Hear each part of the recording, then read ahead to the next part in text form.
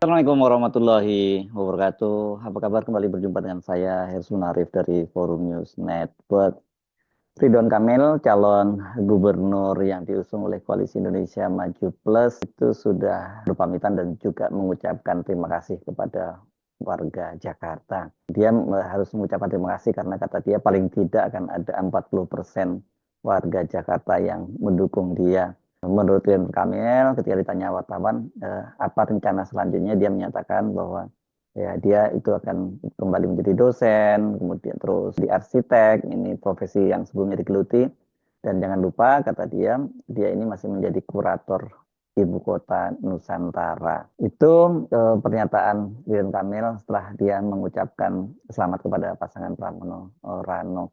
Tapi sangat terlihat bahwa begitu dinyatakan kalah dan kemudian tim dari Ridho itu memutuskan untuk tidak menggugat ke Mahkamah Konstitusi, Ridwan Kamil itu langsung ditinggalkan oleh para pendukungnya. Partai-partai pengusung Ridwan Kamil dan Suswono itu langsung berkomunikasi kepada Pramono Rano dan mereka menyatakan akan mendukung kepemimpinan Pramono di Jakarta. Ini tentu saja situasi yang cukup menyedihkan lah setidaknya bagi Ridwan Kamil karena kok kesannya dia begitu kalah langsung dilupakan dan ditinggalkan. Walaupun sebenarnya kalau melihat perilaku dari Ridwan Kamil kita tidak terlampau terkejut ya kemudian situasi semacam ini terjadi. Bahkan sebelum kalah pun sesungguhnya dia sudah ditinggalkan oleh para pendukungnya termasuk partai-partai politik yang mengusungnya. Ini terbukti dari mesin politik yang tidak bekerja pada pilkada lalu. Tanda-tandanya juga ada, nampak bukan hanya mesin politik, tapi para petinggi partai-partai yang mengusungnya juga tidak pernah hadir dalam kampanye-kampanye yang dia selenggarakan, termasuk kampanye akbar. Ini kan biasanya kalau para petinggi ini tidak datang dalam acara-acara kampanye, tapi mereka pasti akan menyempatkan hadir pada kampanye akbar atau setidaknya pada kampanye akbar terakhir yang waktu itu digelar di lapangan Banteng. Figur seperti Jokowi yang juga rencananya akan hadir ternyata tidak hadir dan kemudian diikuti oleh semua ketua umum partai politik pendukungnya di Koalisi Indonesia Maju Plus yang jumlahnya sampai 15 parpol. Tidak ada satu pun yang muncul. Dari situ saja sebenarnya orang dengan mudah bisa memprediksi bahwa pasangan Ridwan Kamil dan Suswono ini akan kalah. Tapi apakah kalahnya telak dan kemudian pilkada hanya berlangsung satu putaran, kan pada waktu itu masih ada harapan pilkada berlangsung dua putaran dan mereka bisa membalikkan situasi. Tapi ternyata ekspektasi itu tidak muncul.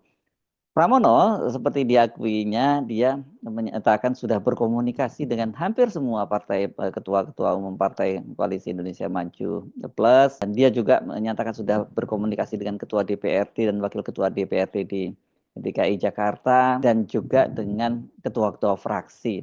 Ini saya kira bukan klaim kosong karena seperti diakui oleh politisi PKS Mardhani Alisera, benar Pramono itu sudah berkomunikasi dengan PKS. Sekarang ini kan yang menjadi ketua DPRD di Jakarta adalah ketua DPP PKS Jakarta yakni Khairuddin.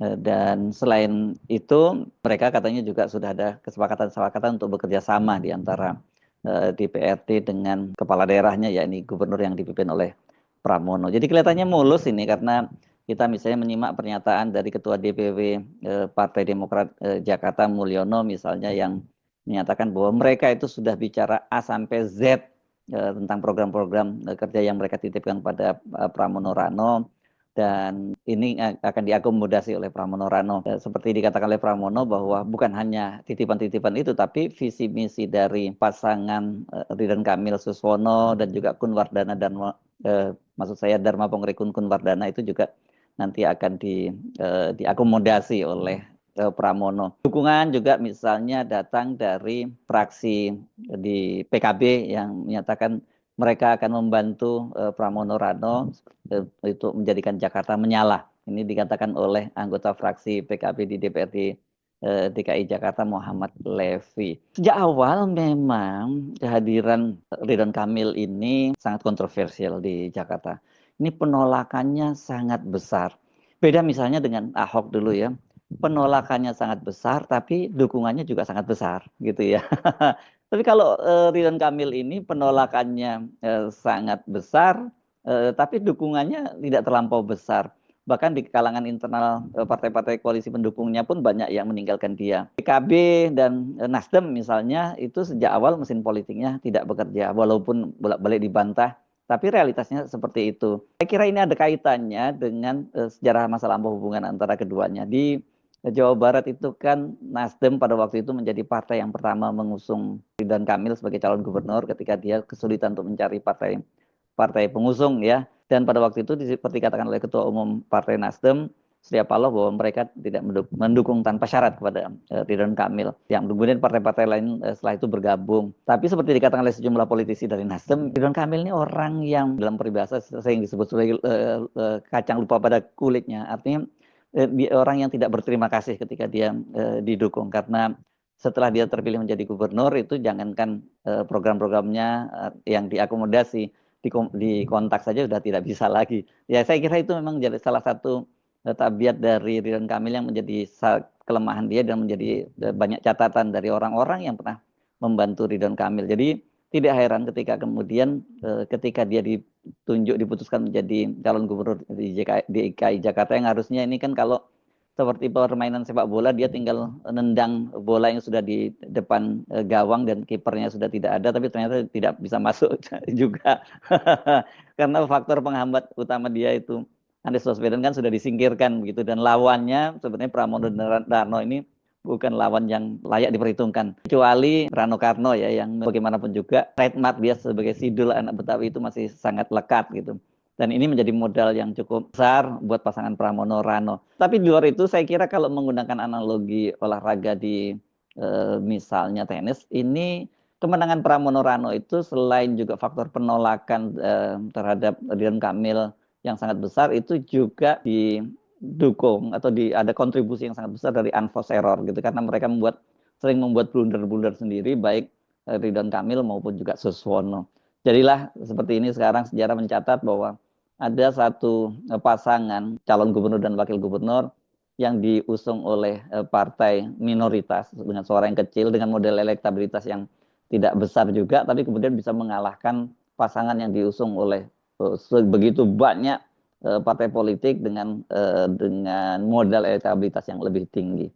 Saya kira apa yang terjadi pada Ridwan Kamil ini menjadi semacam catatan buruk dari record dia selama terjun ke dunia politik ini jadi bisa juga semacam tragedi karena kan sebelumnya memang Ridwan Kamil ini digadang-gadang sebagai salah satu politisi dengan wajah yang berbeda ketika dia mulai menjadi maju menjadi wali kota di Bandung dengan modal reputasi dia sebagai seorang arsitek dan kemudian setelah satu periode menjadi wali kota dia langkahnya tak terbendung maju menjadi calon gubernur dan kemudian terpilih menjadi gubernur di Jawa Barat satu periode. Dan pada waktu itu posisinya masih sebagai kepala daerah non parpol ya karena dia bukan kader partai politik manapun sampai kemudian dia melabuhkan dirinya di Partai Golkar dan berseragam baju kuning. Tetapi kendati dia gabung dengan Golkar, tapi pada pilkada kemarin juga dukungan terhadap Ridwan Kamil dari Partai Golkar itu tidak terlalu signifikan juga.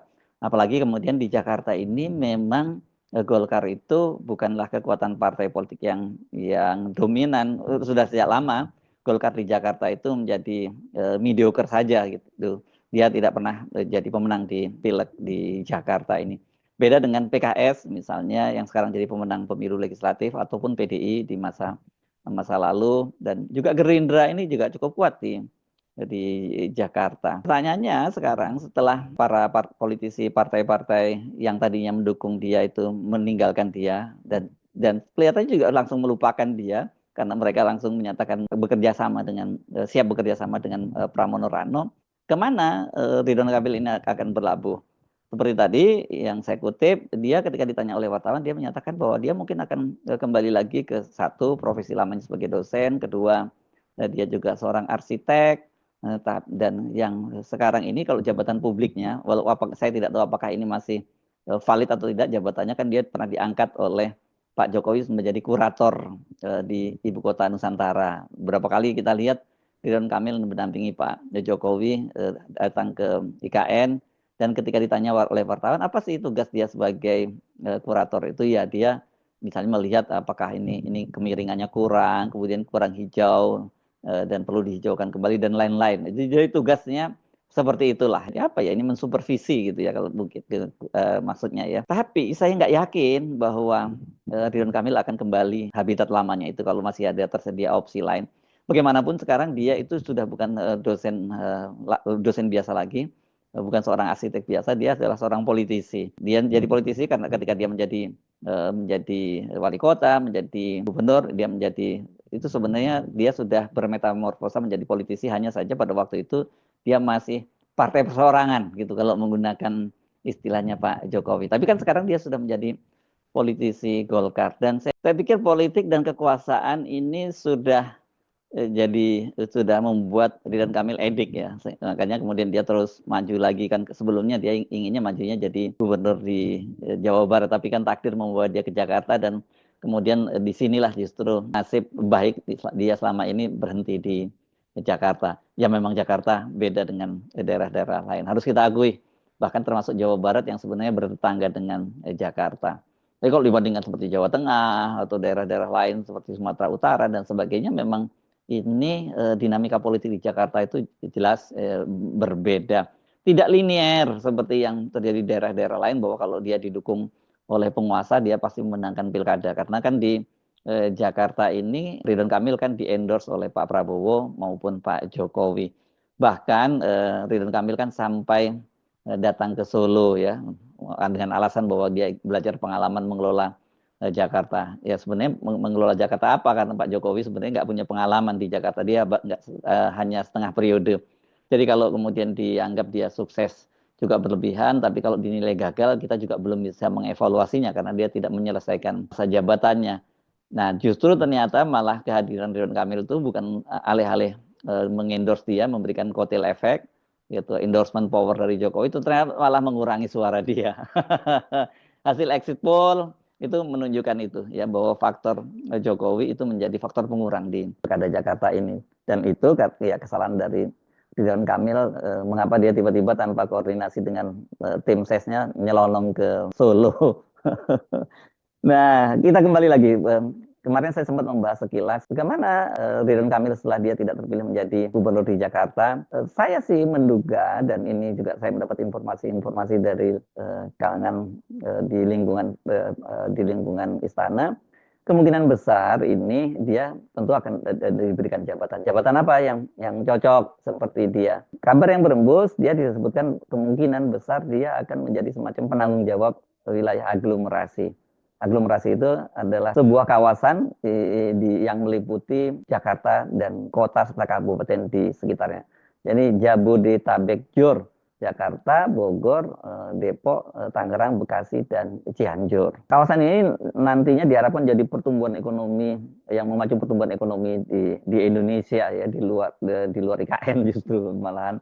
Dan sebelumnya sebenarnya dari ini konsep ini kan sudah sejak awal oleh Pak Jokowi.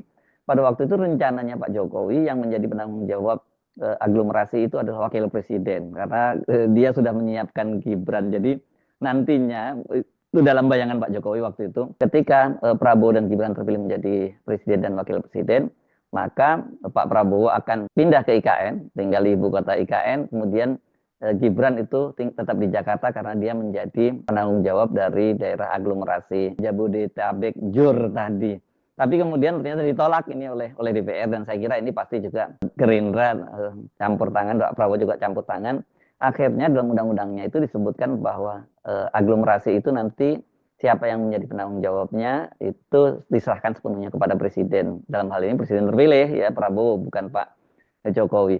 Jadi artinya kalau Pak Prabowo merasa dia punya hutang budi kepada Ridwan Kamil karena telah memberikan kursi Gubernur Jawa Barat kepada kader Gerindra dan dia bersedia pindah ke Jakarta, tapi kemudian ternyata gagal, ya dia tentu harus memberikan kompensasi. Itu kira-kira ya.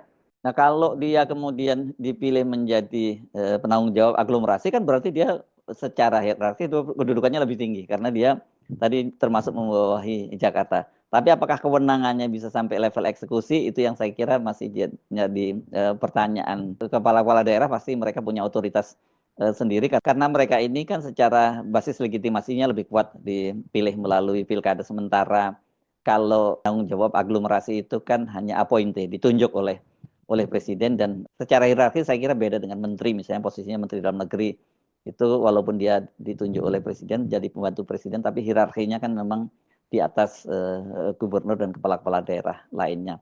Itu alternatifnya. Dan saya kemarin menyebut kalau misalnya dia ditempatkan jadi menteri, ya nggak bisa sekarang. Dia harus menunggu sampai terjadi reshuffle. Dan kabar yang berembus sangat kencang, kemungkinan reshuffle itu sekarang jauh lebih cepat dibandingkan sebelumnya. Tadinya banyak yang memperkirakan sampai setidaknya setengah tahun yang akan datang Pak Prabowo tidak mungkin melakukan reshuffle. Tapi kalau lihat perkembangan-perkembangan seperti sekarang ini, adanya blunder-blunder dari para menteri, dari utusan khusus yang dikenal sebagai orang-orangnya Pak Jokowi, saya kira ini bisa lebih cepat. Apalagi ditambah dengan situasi ekonomi yang memburuk, dan kemudian Pak Prabowo itu harus mengambil langkah-langkah yang lebih cepat, dan tidak harus dia memikirkan politik akomodasi kepentingannya Pak Jokowi. Yang mau tidak mau itu reshuffle akan dilakukan dalam waktu yang lebih cepat ketimbang waktu yang mungkin diperkirakan 100 hari atau setidaknya 6 bulan setelahnya. Dan sinyal bahwa Pak Prabowo akan melakukan langkah-langkah lebih cepat dari yang diperkirakan itu kan terlihat dari mutasi besar-besaran di lingkungan TNI, sampai 300 orang bintang yang mendapat promosi maupun rotasi. Dan itu yang cukup mengejutkan, ada beberapa orang yang dikenal sebagai orang dekatnya Pak Jokowi itu kemudian dirotasi ke posisi-posisi yang tidak strategis, bahkan ada yang hanya diparkir menjadi dosen di Universitas Pertahanan. Jadi Pak, secara halus ini kelihatannya pelan atau pasti Pak Prabowo mulai ngambil langkah-langkah yang bertentangan dengan Pak Jokowi. Jadi apakah kemudian di situ Ridwan Kamil itu diakomodasi di kabinet, ini yang masih kita tunggu. Tetapi kalau Ridwan Kamil ternyata tidak diakomodasi di kabinet, kemudian dia tidak juga diberikan jabatan, ya apakah itu sebagai penanggung jawab aglomerasi atau badan-badan lain, ini ya karir politik dari Ridwan Kamil ini bisa segera berakhir. Karena tadi itu Ridwan Kamil ini kendati dia sekarang menjadi kader Golkar, tapi kan dia ini juga kader Golkar baru. Sementara hubungan dia dengan partai-partai politik yang dulunya pernah mendukung dia, entah sebagai wali kota, entah sebagai gubernur, itu tidak cukup dekat, bahkan mereka banyak dikecewakan. Nah, kalau itu yang terjadi, ya saya kira sangat mungkin Ridwan Kamil itu tadi memilih profesi lamanya, yang paling mungkin bukan dosen. Saya menduga sih kembali menjadi arsitek gitu, dan dia menekuni dunia-dunia lama dia seperti itu. Saya pikir apa yang terjadi pada Ridwan Kamil ini memang jadi semacam pembelajaran. Kalau Anda ingin menjadi seorang pejabat publik dan kemudian ingin meraih posisi yang tertinggi, satu tentu perilaku itu dari sekarang mulai dikontrol betul. Jangan ada jejak digital yang aneh-aneh, kan karena Ridwan Kamil ini jejak digitalnya banyak aneh-aneh dan banyak sekali dia menyinyiri kelompok-kelompok yang ada di Jakarta, ini mulai dari Jackmania, FPI, orang Betawi, dan sebagainya, yang ini membuat dia kemudian banyak ditolak. Yang kedua, dia tentu harus loyal, punya loyalitas. Nah, orang seperti Ridwan Kamil ini tidak dikenal punya loyalitas yang cukup bagus, dan dengan mudah dia melupakan orang-orang atau partai-partai politik yang pernah mendukung dia. Dan komunikasinya memang Ridwan Kamil ini tidak cukup bagus. Jadi kalau toh sekarang ini perjalanan dia sudah cukup jauh ya, dari seorang arsitek biasa menjadi wali kota dan gubernur, bahkan kemudian hampir saja menjadi gubernur Jakarta, ini juga tidak main-main gitu. Nah, apakah dia kemudian bisa melanjutkan karirnya pada step berikutnya? Kalau kita menghitung hari ini sangat berat. Ya kecuali itu tadi, kartu Ridwan Kamil itu bisa hidup kembali kalau Pak Prabowo dengan pertimbangan bahwa dia pernah berjasa pada Pak Prabowo, karena dia pertama dia menjadi tim pemenangan daerah Pak Prabowo pada waktu dia masih jadi gubernur di Jawa Barat, dan kemudian dia bersedia memberikan tiketnya sebagai calon gubernur di Jawa Barat kepada kader Gerindra Deddy Mulyadi, dan sekarang Deddy Mulyadi memenangkan Pilkada Jawa Barat dengan suara yang sangat besar, ya dia ini kartunya akan tetap hidup ya, entah apa yang jabatan yang diberikan oleh Pak Prabowo. Tapi kalau Pak Prabowo tidak memberikan jabatan apapun kepada Ridwan Kamil, atau misalnya beri jabatan hanya semacam utusan khusus gitu yang ini namanya non portofolio, ya karir Ridwan Kamil ini saya kira dia berhenti sampai di sini. Bahwa kemudian dia menjadi kader di Partai Golkar, itu juga seberapa signifikan kontribusi dia terhadap Partai Golkar, itu yang masih kita tunggu, karena bagaimanapun dia juga orang baru dan banyak yang ngantri untuk jabatan-jabatan publik di Golkar ini. Nggak bisa dong ada orang yang baru bergabung dan kemudian dia kemudian menyingkirkan mereka-mereka yang sudah berjasa dan berkutat lama di Partai Golkar. Saya sebenarnya Arif dari Forum News Network. Sampai jumpa lagi. Assalamualaikum warahmatullahi wabarakatuh.